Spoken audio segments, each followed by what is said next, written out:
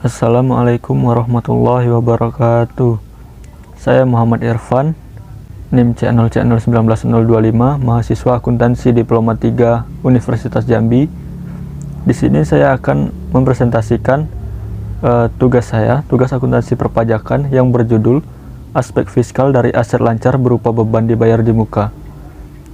Baiklah, langsung saja masuk materi. Konsep pencatatan akuntansi biaya dibayar di muka.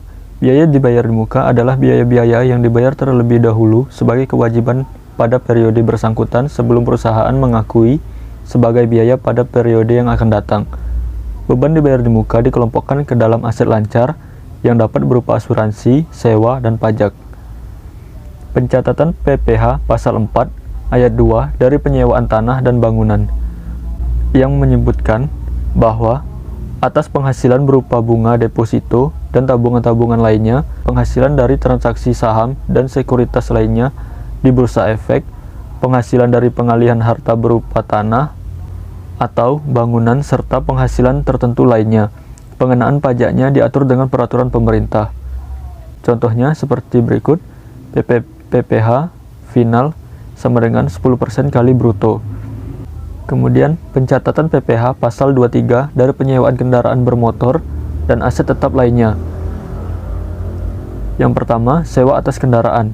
Dalam per 70 garis miring PJ garis miring 2007 tanggal 9 April 2007 tentang jenis jasa lain dan perkiraan penghasilan neto sebagaimana dimaksud dalam pasal 23 ayat 1 huruf C angka 1 Undang-Undang PPh mengatur mengenai penghasilan sewa dan penghasilan lain sehubungan dengan penggunaan harta khusus angkutan datar dipotong PPh pasal 23 sebesar perkiraan penghasilan netonya adalah 10% dari jumlah bruto tidak termasuk PPN dengan tarif efektif 1,5% atau 15% kali 10% kali jumlah bruto tidak termasuk PPN. Contoh pencatatan jurnalnya sebagai berikut.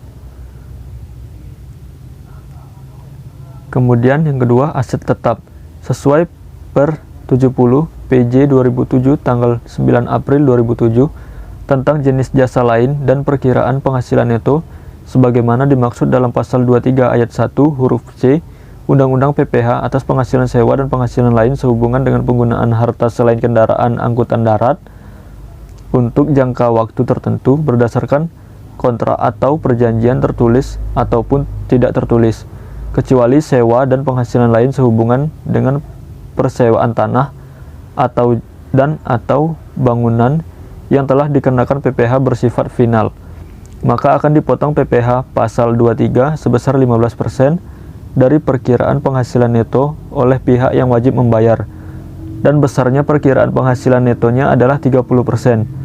Jadi, tarif efektifnya adalah sebesar 4,5% atau 15% kali 30% kali jumlah bruto tidak termasuk PPN.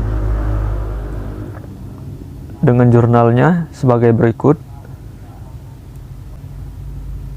Baiklah, demikian presentasi dari saya.